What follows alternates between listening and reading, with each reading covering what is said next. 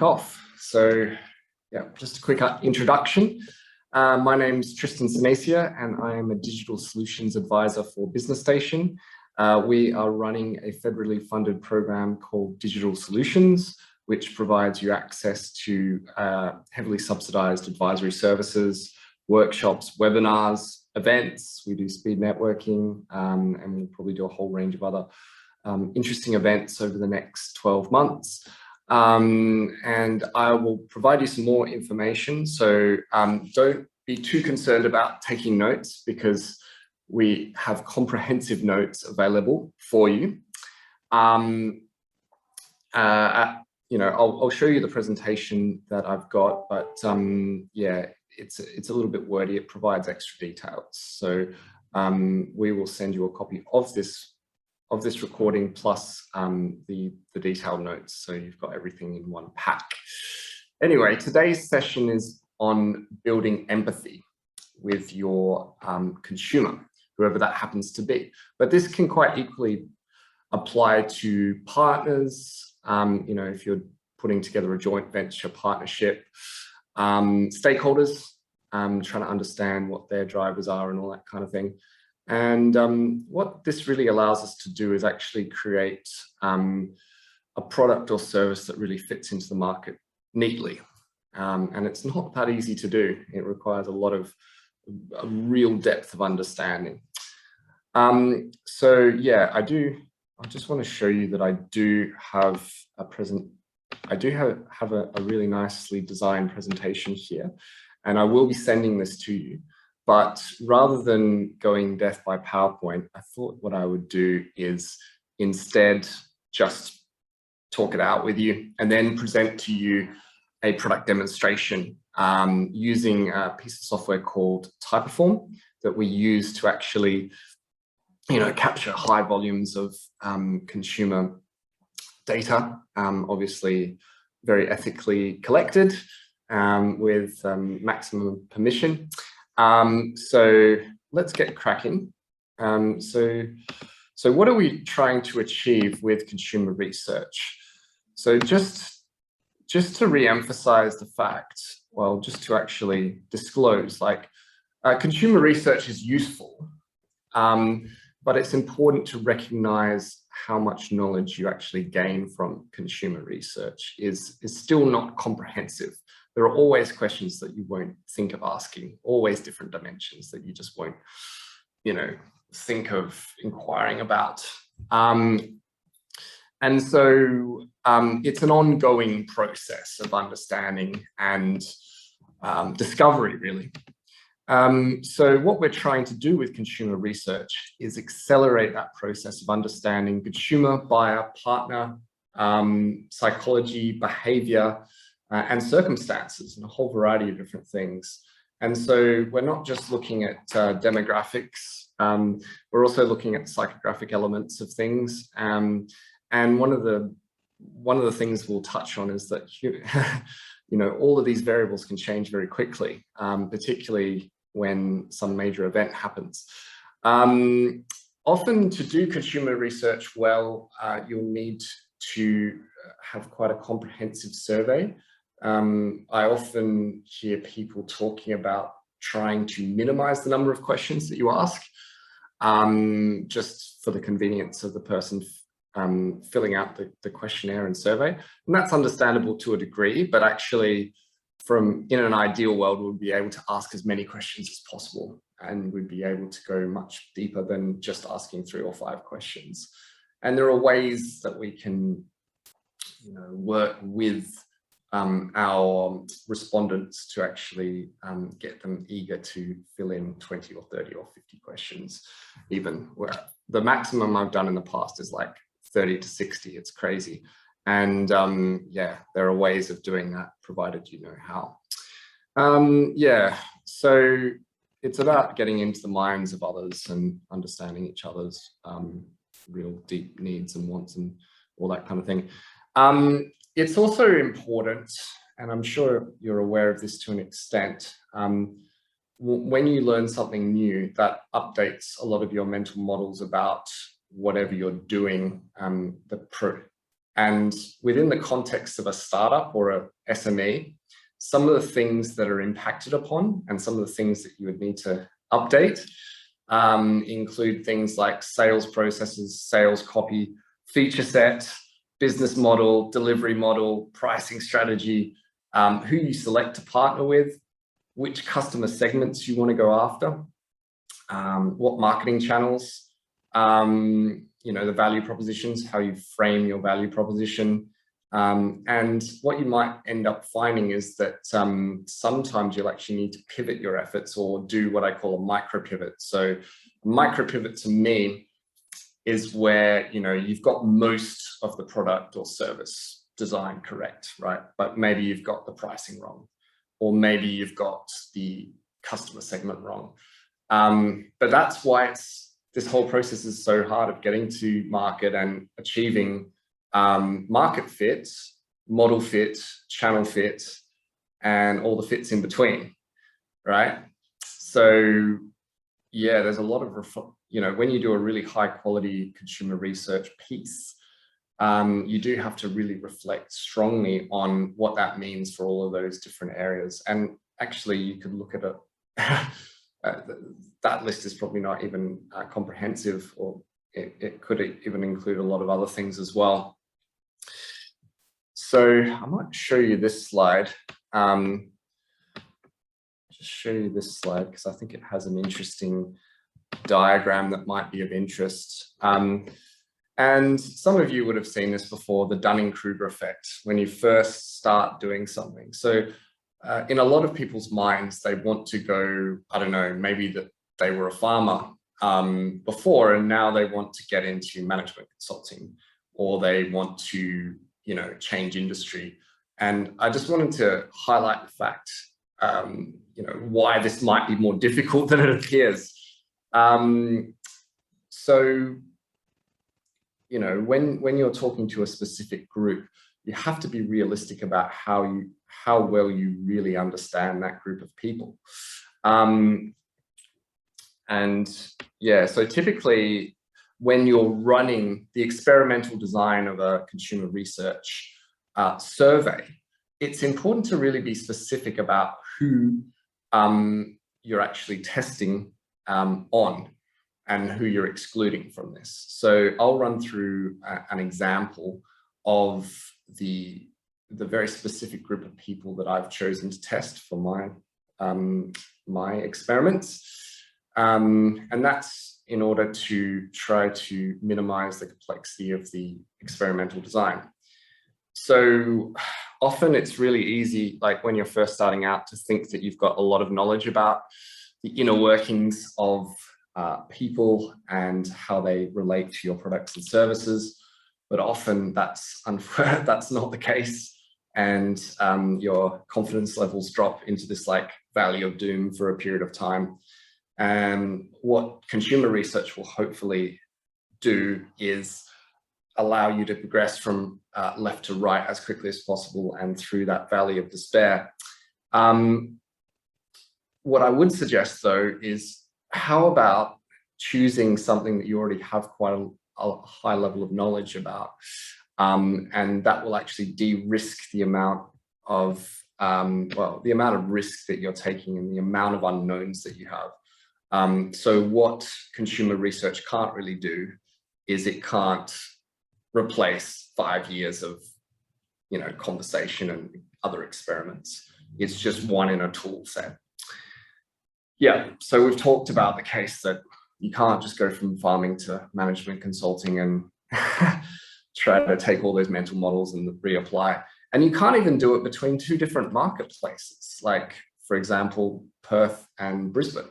There are some similarities, but there are also a lot of differences in how mature various markets are in various, in various verticals. And then, going internationally, that's even more, of a challenge, really. So just taking a look at what affects our web's beliefs, this can be it's a really complicated one. So, yeah, often there's a lot of, I guess, almost like disagreement or frustration between different generations, because the times in which we grew up obviously shape us quite considerably. And, you know, society has its own set of values that kind of stamps us, so almost time stamps us. So that's one of the many dimensions. There's also pressures, constraints, dreams, fears, where we lived, you know, the experiences that have shaped who we are, accessibility to certain technologies. Now humans are behaving very much differently when they've got access to Facebook, LinkedIn, Instagram, Pinterest, all these things. You know, relationship to money, like this is a really challenging one when you're trying to sell products or services to consumers, is that their willingness to pay can change very dramatically, very quickly, with respect to what you do. What else? We've all got our various delusions, cognitive biases, personal, professional relationships, circumstances is another one that I've missed there, global circumstances, what's on the news, and kind of brain chemistry and structure. I listened to a really interesting like YouTube video on kind of like the neurological makeup of people with various political orientations and beliefs. And they can find scientific correlations between different brain chemicals, different brain structures, and different views of the world. So there is a bit of nature and nurture going on there. And so there's all that complexity, plus it can all change, right? So some of them are fixed, but most of these variables can change. If you move country or house, or, you start behaving, you start going to different things, you can start to sequester new knowledge and beliefs. So this is what makes things difficult. So there's a really cool book, and I've listened to most of it. It's about 28 hours long if you're to consume it as an audiobook. It's 495 pages long, and it's called The Laws of Human Nature by Robert Greene. And one of the conclusions that he's voiced is that even if you spend every waking moment with someone, so say your partner, you still won't fully understand them. And that's because, if you look at the equation of how they think, it's probably really complex. And people do, due to social masking reasons, don't always say what they actually think, and that makes things a lot more difficult as well. But one of the good things about consumer research is if you choose, you can anonymize the responses. And someone's actually used that on me, actually. Someone sent me a questionnaire. I sort of knew what he was doing, and he wanted to know whether I would be open to, referring business to him. So he sent me a whole list of questions about how I thought about him and his services, and score them out of 10. And yeah, I was like not too concerned about him knowing, but he decided to anonymize it that time around. Barriers to understanding as well is like, as humans, as product people or service people, we want to believe that people want our products and they will pay us a large amount of money for it. But the reality is that often that's not necessarily going to be the case. So it's important to really hear the market and understand why the consumer patterns are such. So some of the, I guess,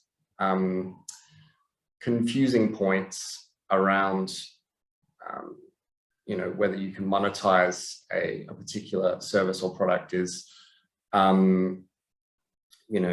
people may not have the ability to pay, or they may not have the willingness to pay over a certain amount, and that certain amount might be lower than what you can actually charge.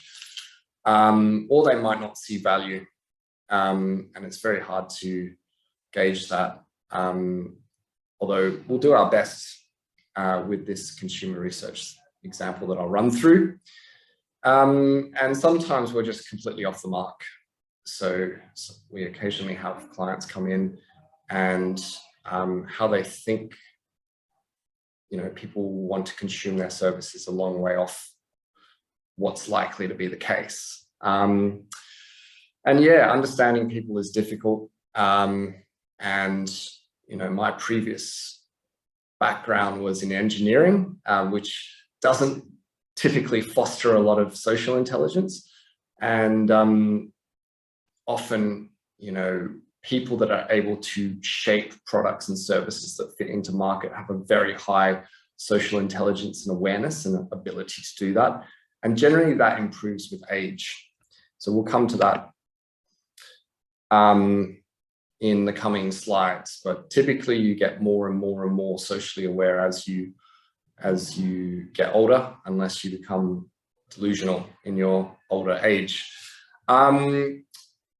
So barriers to understanding also include trying to learn too much too quickly, so broadening the experimental design too much, so doing it across like 10 countries, and also having too much heterogeneity in who you ask. It's also really easy to misinterpret the results, particularly if you've asked questions that are loaded, or you've just asked not enough questions and drawn premature conclusions.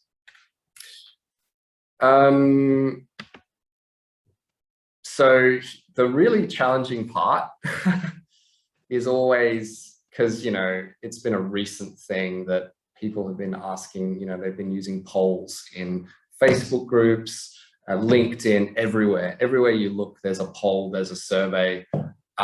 So why should someone fill in yours, right? So what I've learned works, and hopefully it's still effective, is that if you can emotionally connect with someone, even using text, and you can relate to them, and also you have a relatable background. So different people need to talk to different demographics. So when you're trying to communicate, there's multiple dimensions of communication, and you may have heard of this whole ethos, pathos, and logos, right? And so ethos is where they have to accept you as legitimate before they'll actually engage in any sort of conversation with you at all. So typically, yeah, so right now through LinkedIn in particular, people are trying to sell quite a bit. And so unfortunately that channel is degrading a little bit as a way of reaching out. A couple of years ago, we ran some consumer research, and actually we went through about 4 or 5 iterations to make sure that we were on the right track with respect to a medical technology. Well, it's actually a software platform. And we were able to actually solicit about 500 responses over those 4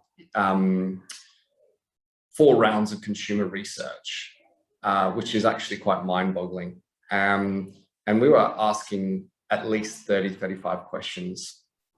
And how we kind of did that is we got people who were in the medical field, who were recognizable from recognizable countries like the UK, to actually reach out to various individuals in both the UK and other countries to try to get their feedback. At the start, we were asking like really kind of blue sky questions relating to the current. So if you ask something like, and this is a bit of a mistake that we made, I think, if you ask people's an opinion about something like, something really blue sky like the NHS, and you ask what problems there are with the NHS, like literally there was a huge spread. And, that's the case for a lot of kind of governmental related issues. People have a different theory about how they should work and what they should do and what should be included and not included. and, you know, where the problems are and whether it's in a good state of affairs or not. You know, everyone's got a different perspective on those kind of things. With that knowledge, we kind of learned, and we actually pivoted into a much more specific area. But yeah, that's the big hint. If you want people to fill in your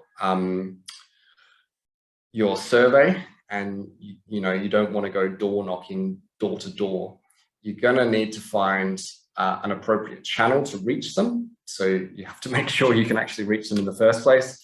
And you have to actually build rapport with them first. The coin needs to drop before they'll be like, okay, I'm not apathetic anymore. I'm going to fill in your questionnaire. And if you can get to that point, then yeah, you can get like 30 or 40 questions easily answered.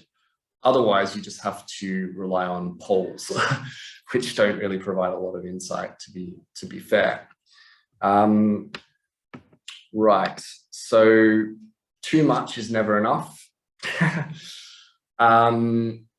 Yeah, so there are so many dimensions to understanding what's needed by a market for a market, that this is an ongoing process, and you'll need to do a whole variety of different styles of consumer research.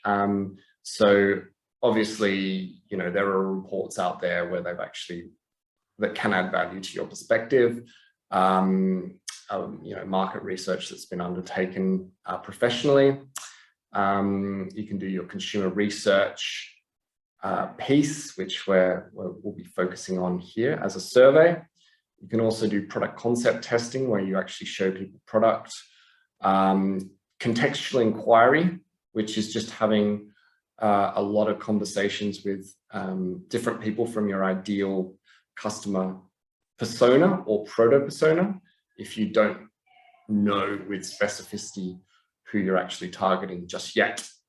So yeah, I mean, it's really handy if you can be collecting a lot of this knowledge and insight before you're out there with trying to figure things out in the wild. So that's why, you know, if you were previously employed as an accountant and now you want to spin out an accounting consultancy, before you actually spin out one of those, try to use that job and that the knowledge from that organization in order to, you know, have a lot of these realizations before you leave, as opposed to having to do things in a rush and trying to speed things up. So yeah, you need a huge volume of insights, and you should always be asking questions and taking all opportunities to do that. And insights come at the darndest of times, like reality hits you in the face continuously as an entrepreneur, whether you be a startup guy or a small business owner. And yeah, as people, provided they stay mentally healthy, older entrepreneurs tend to have deeper insights just because they've got more data to work with. So that therein explains why, well, part of the reason why most of the successful entrepreneurs and small business owners tend to be a little bit older. So they're not those younger guys and girls in the co-working spaces as much as perhaps they should be. And also, one piece of information can recontextualize everything. So you may not have asked a question before, and then the brutal truth comes through and it changes every aspect of what you're doing. So be open to the fact that that might happen. Alrighty, so let's run through an example so that we can just take a look at how we might set these up. And I've made some mistakes on purpose, and hopefully you'll be able to comment on what those mistakes might be. You can type them in the chat. But effectively, so one of the challenges with consumer research is getting people to respond to the consumer research, right? But sometimes what you'll have is you'll have a bit of a captive audience or previous clients that you can learn more about and understand how to serve even better. So we've kind of got that in the case of Business Station, because we've already provided a service that's similar in the past, and now we're looking to test a new service that we think might be really beneficial, but we need to make sure that it's actually viable within, and where is it viable. So for this particular experiment, the question I want answered, and I've sort of broken it down into sub-questions,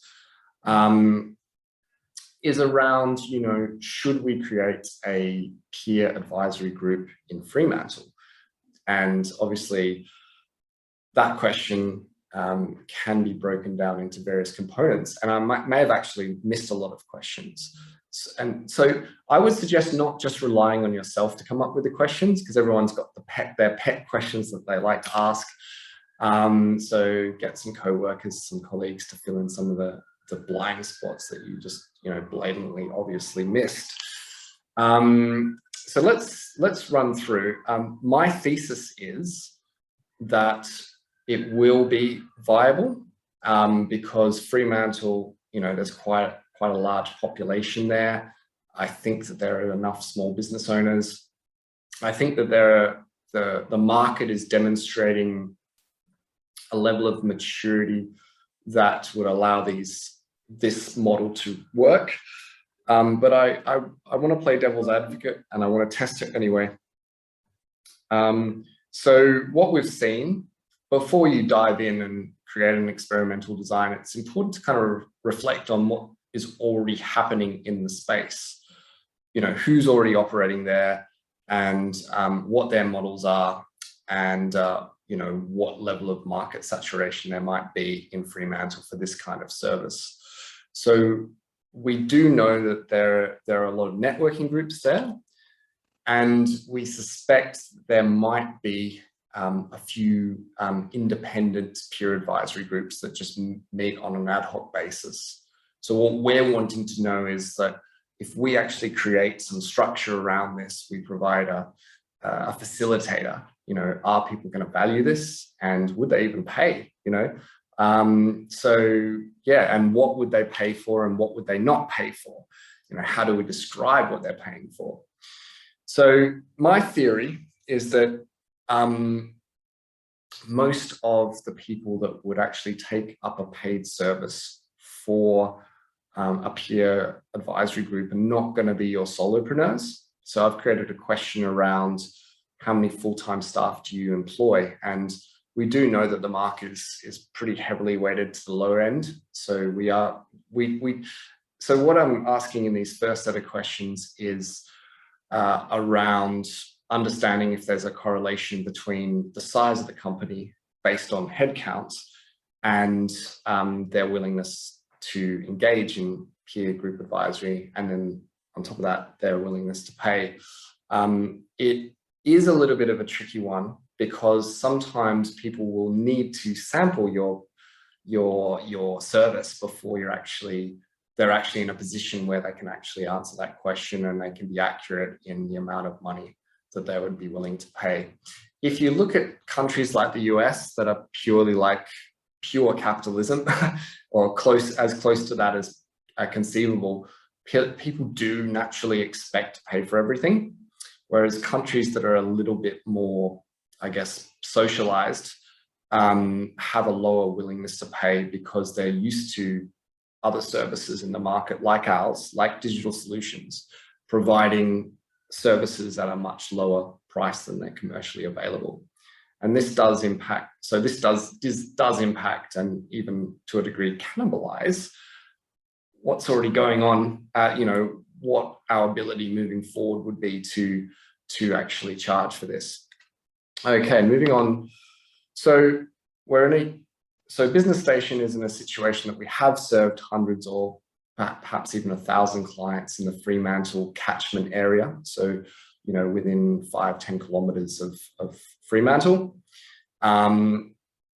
So it'd be nice to know whether they've actually experienced, so we presume that most of them will have at least done one session with us in the past, and how well they've sort of, I'm trying to get an understanding about how much they've engaged with advisory, because some people just come in and do one session and others like continue on and you know, try to max out everything because they see value. So I just want to try and understand, like, who are these people that are wanting to pay top dollar for peer group advisory? I also want to know, you know, on a sliding scale of 1 to 10, you know, how did they find their previous interactions, so that when we roll out this new service, you know, how hot are they to kind of re-engage with the brand, right?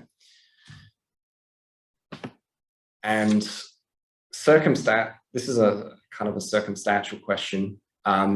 So are they already kind of engaged within a previous networking group or peer advisory group? That's a really important kind of piece of contextual information to know, because they might not see value because they're already part of another group and, you know, they're not willing to change. So everyone kind of percolates through the market and finds their own resonance with their particular models that provide support and insights to them on a recurring basis. And we just want to make sure that we understand, you know, what, you know, so if we were to do hundreds and hundreds and hundreds of these surveys, we could start to kind of come to an understanding about the level of market saturation and perhaps the white gaps that might exist in the market and how we can plug those gaps. So I think it would be really interesting to understand this. I also, knowing the Perth market, I also think it would be really interesting to know what service they're already using and if they're happy with it, right? So there are a whole range of players in the Perth market. It's big enough to kind of sustain quite a number. B&I is big there. You know, they've got about 30, 35 chapters. You've got BX, not really sure, haven't really interacted with them too much. District 32, they've got about 16 chapters. And there's an innovation collaboration network, which is in a bit of a startup modality at the moment. So they're trying to find their way into the market, and that's quite interesting. But it would be interesting to hear about people's experiences to what already exists in the market. And I suspect, although I don't know too much about this, you know, these independent networking groups that haven't been heavily kind of structured and routinized.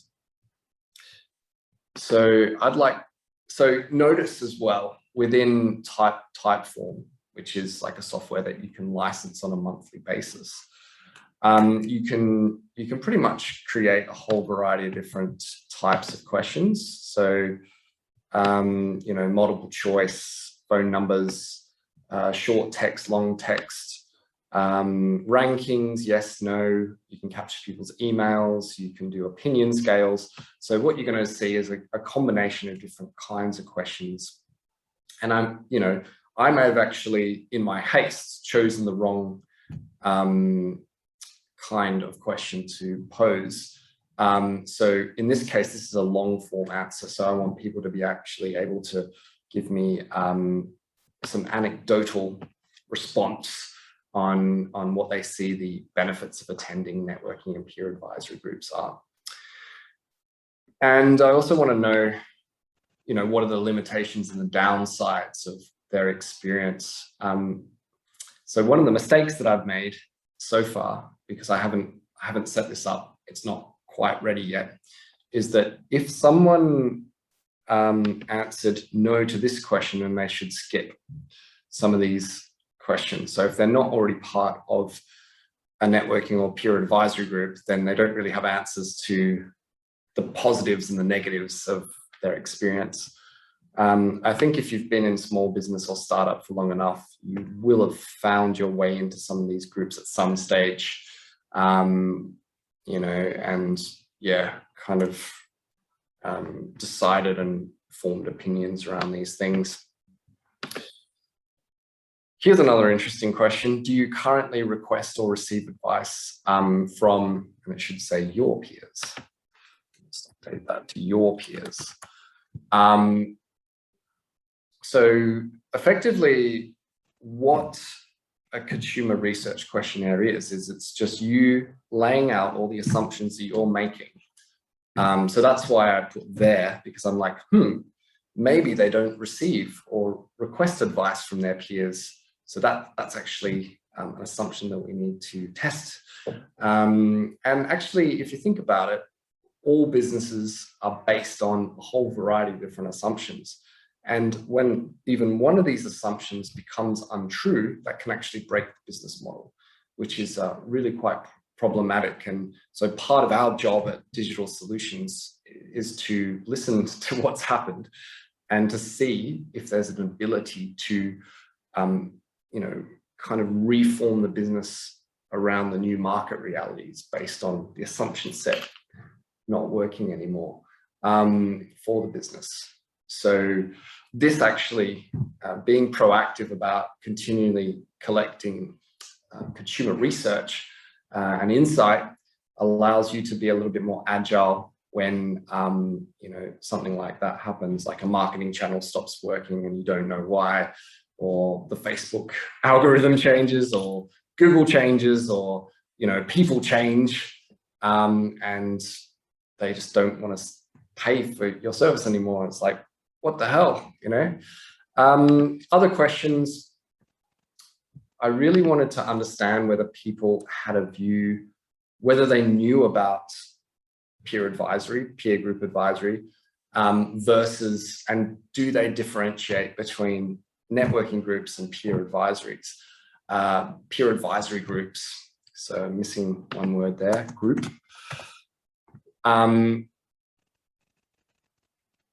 So yeah, are we talking to people that are informed and have experienced this kind of interaction in the past? Because some of our competitors, like the BNIs of the world, some of the I guess limitations to their model is the lack of time that you have to actually communicate about what you do and ask for what you really need. It's all constrained within a very short time frame of about, I think it's about 2 minutes, right? You have to explain all of what you do and all of what you need support with, and then everyone has to remember that. Whereas if there's a bit more of an organic interaction, then it can be a lot more valuable.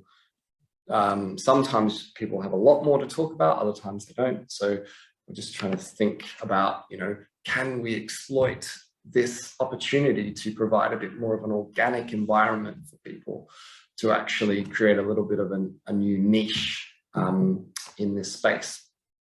So then what I've decided to do is kind of actually define what my answer is to this. So my answer is the peer advisory group differs from the networking group in the following respects. So networking groups, in my experience, are much more centered around business development and sales, like how do we increase the sales? And if you look at BNI, they track that, and that's great. But that is different from a peer advisory group, where you've got more time to communicate with peers one-on-one, and you can just kind of communicate what your current challenges are, and then as a group, come together to solve them. And yeah, there are a whole variety of peer advisory groups that exist that we know about that are towards the top end of the market. But unfortunately, they don't really exist as far as I understand. And correct me if I'm wrong, Joff. There's not a lot of peer advisory groups that, serve like, 6, 7, 8-figure businesses across in Perth. I may have not just looked in the wrong place, but yeah, across in Queensland, there definitely are a number, but they tend to stick to the East Coast. One of the similarities between the two models is that they can both be run by trained facilitators. So what my feeling is that in order for someone to want to pay for, the service, it will have to be better than an unfacilitated peer advisory group, which is just like a bunch of people coming together, drinking coffee, eating unhealthy food, usually. That's been my experience, at least. And sharing business insights and more stories. So where the value lies is actually having a facilitator like draw things out and ask those deeper questions, and making sure people get that next level of support. So I've also like reframed the discussion here to say, well, when we're talking about peer group advisory sessions, we're going to be talking about a facilitated version. So, so as you can see with the typos, I haven't actually provided this to a peer, one of my co-workers yet, to actually review this from their external perspective to make sure that one, I've asked questions that are relevant, I haven't missed anything critical, and you know, the questions I've asked are actually understandable to people that are not very well versed in, or necessarily very well versed in the kind of wording that we're using here. So based on that description, I'm asking, do you see the need, right, for your business at this point in time? And I thought that an opinion scale would be a really nice one to look at. And I've actually published this. So when you click publish, it's like save. And you can also preview as well to make sure that you've got, you know, everything lines up correctly. So let's go to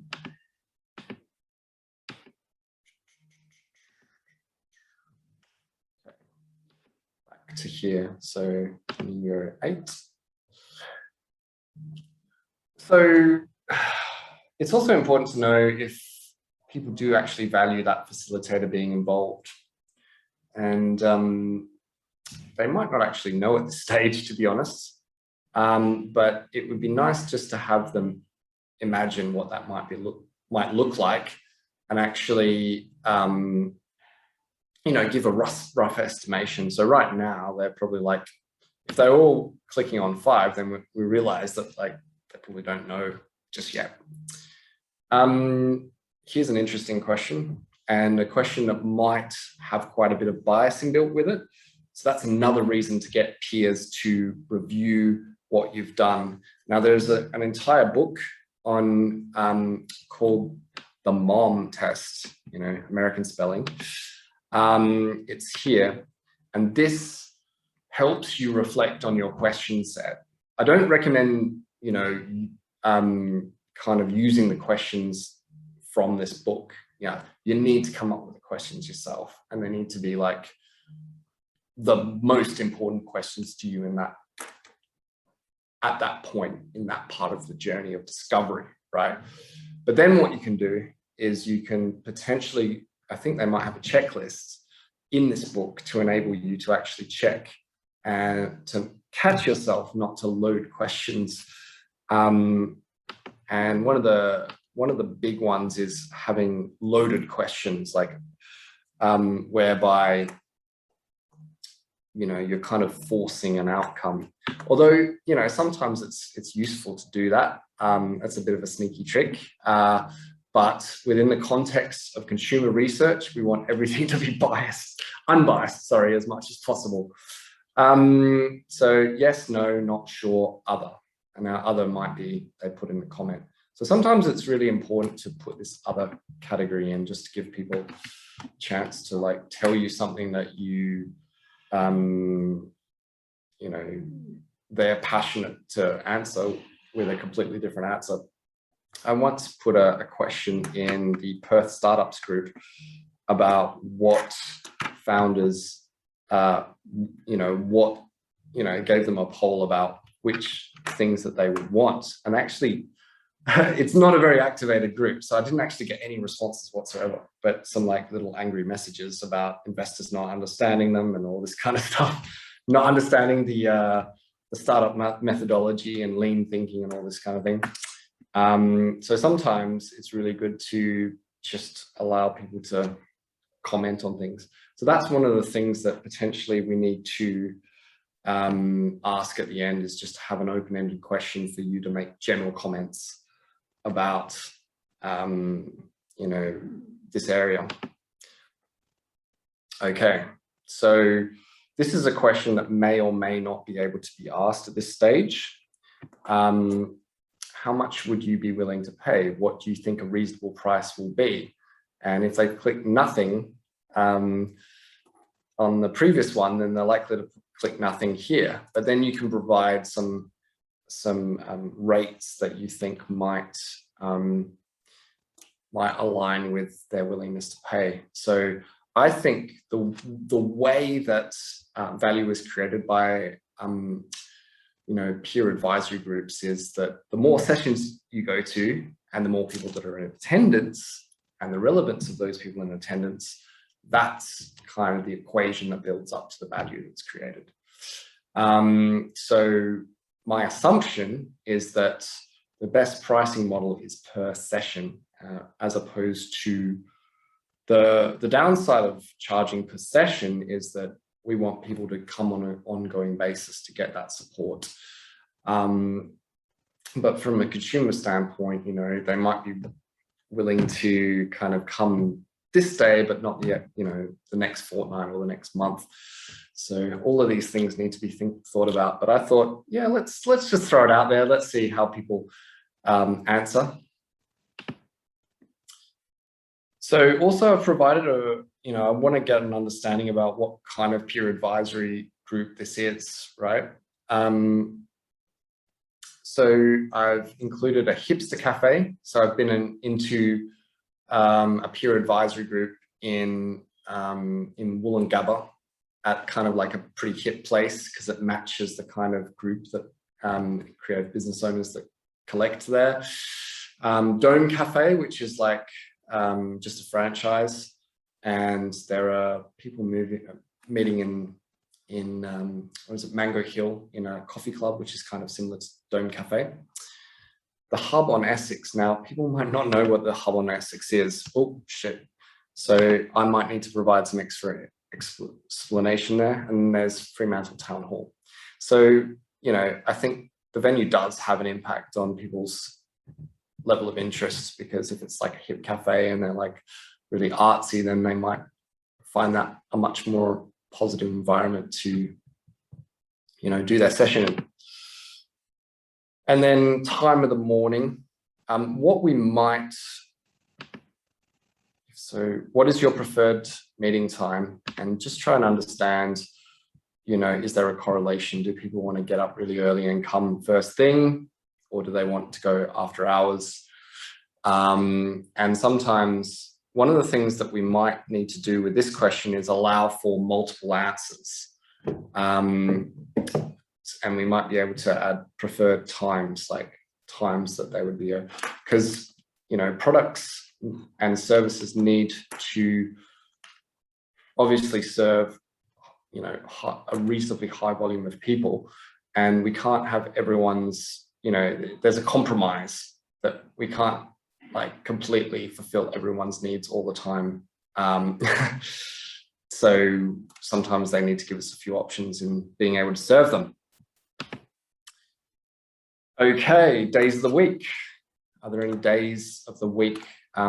So now I guess, you know, if we're to do our job really well, then we would need to push this out to probably more than dozens, probably more like 50 plus respondents to actually start to get patternation around and correlation around all of these different variables to see, you know, how best to serve the larger community. But, you know, this could be very, you know, these kind of insights could really help us decide how and when and, you know, where the value is for different people. And so what would happen is that we would run this questionnaire if we could, if people were responding to it well. And then that would influence our next experiment, which would potentially be to actually organize one of these things and invite those people that have given us all this knowledge now about their propensity to pay, their propensity to value this and propensity and what their kind of best, what attributes they're looking for in terms of timing and format. We have a question here in the chat. I've found an article that linked to the Hub on Essex and was planning to visit to find out what they do. I can put you in touch with the gentleman that runs that, Joff. We were thinking of trying to activate that space. We just never managed to get there. Do you have any questions or comments, guys, on what you've seen so far? Like, have you found any more errors in the current consumer research survey?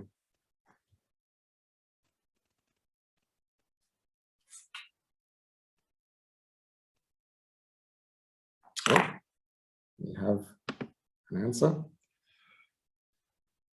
The survey makes sense.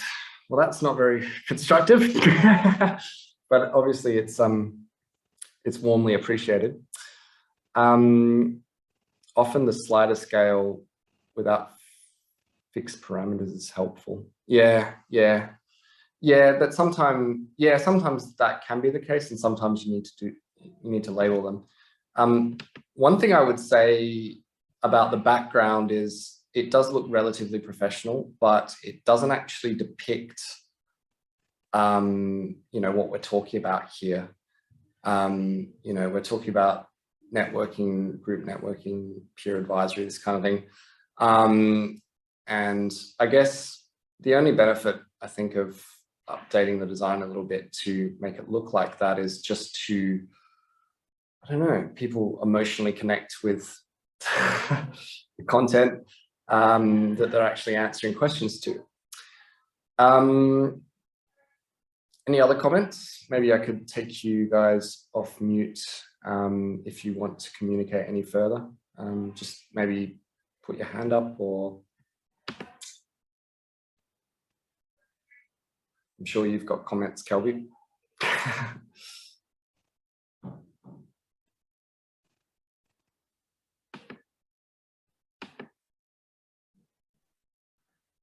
Have we lost Kelby? Have we? Might still be there. Kelby's moved to the dark side. It seems so. Look, I think it's interesting. It's always a challenge of actually getting the sample size. Obviously, it can be easy to get false positives with a smaller sample group. So it's whatever tools or processes we can implement that really get people to give us that feedback, and often it can be an ongoing or agile process of asking for feedback and having that continuous improvement process of the CSAT scores, the satisfaction scores of a happy face, neutral face, or sad face, and just starting to put some measurement in place so you know that things are tracking in the right direction. Absolutely. Good feedback. Kelby, any thoughts on that? Yeah, sorry, I'll just back. It's just a little bit deconstructed here at the moment. The real thing that I get at, because I agree a lot with what Josh says in terms of slider scales, is that when we're doing surveys, we need to leave a little bit of room for the other option where we've got 4 or 5 parameters we want to test, but we haven't thought of everything. I'm not capable of thinking of everything. It's always useful to throw in an other or an option for comment just to get that outline, which might give us a different direction, which is quite valuable. And I agree, slider scales instead of parameters. If you're looking at income bands or age bands and stuff, give it a bit of flexibility so you can actually fine up the numbers that you're getting and give yourself some more targeted data. So you think add a few extra kind of questions relating to what kind of business that is answering this? Yeah, just think, if you ask a question as, do you think peer-to-peer advisory is valuable? Yes, no, maybe. You'd want to say, well, what's the reasoning behind the answer? What are they looking for? So if you give an option of an other or an explain, often you'll get more data that you otherwise wouldn't have tapped into, which can add value to what you do. And that's just in a general market research sense, not specific to what you were doing there with peer-to-peer in Perth. But in terms of general customer research, it's important that we don't get so fixed on what we're trying to find out that we don't allow some flexibility for the unexpected answer, which can be quite insightful. Yeah, absolutely. Cool. Well, I reckon we can actually turn this consumer research into something that we can push out into the market potentially through the various channels that we have. Cool. Well, thanks for your attendance, guys. Very, very happy that you came along and listened in, and hopefully got some new elements of how it's possible to do consumer research using Typeform and all the various tools. Of course, Typeform does have a tremendously powerful backend, particularly when you're taking like large samples. You can export it into Excel, and you can do a whole variety of different things that provides you those insights. Even whether people are actually going through all the questions, you can see where people get bored or get annoyed and they drop off, and you can analyze that as well. One of my new tools that's similar to Typeform is actually a forms plugin for WordPress called Fluent Forms. And in the last few weeks, they have implemented the same conversational form, the single question at a time, full screen. So it's one of the other tools there that doesn't have that, the kind of overwhelm of so many questions. And I think if you look at the conversion rates for lead forms or for any kind of form, the less that is that starting point, the better. Just getting a name and email address, and then you can have that abandoned email to get people back to a form, and have the save form automatically implemented once they get through the initial step, so that people who do get waylaid by whatever life throws at them at the time they're doing the form can then jump back in at any point to finish that off and improve that conversion rate. Yeah, great point. Because it's just as important to get people through get the data in the first place as what data you're getting. You need high quality times high volume, right? Exactly. And a lot of government, well, at least in the local government agencies I worked with, they were so used to requiring so many pieces of data that they'd have these lengthy web forms, and then people would just call up because they got timed out or they couldn't complete it. And so just teaching them about that progressive profiling, where you can build on a form entry over multiple steps, and that just changed the uptake of any data collection that they're undertaking. Alrighty, guys. Thanks so much. And thanks, Tristan. Keep in touch. Cheers, Tristan. Thanks, mate. Cheers. See you soon, mate.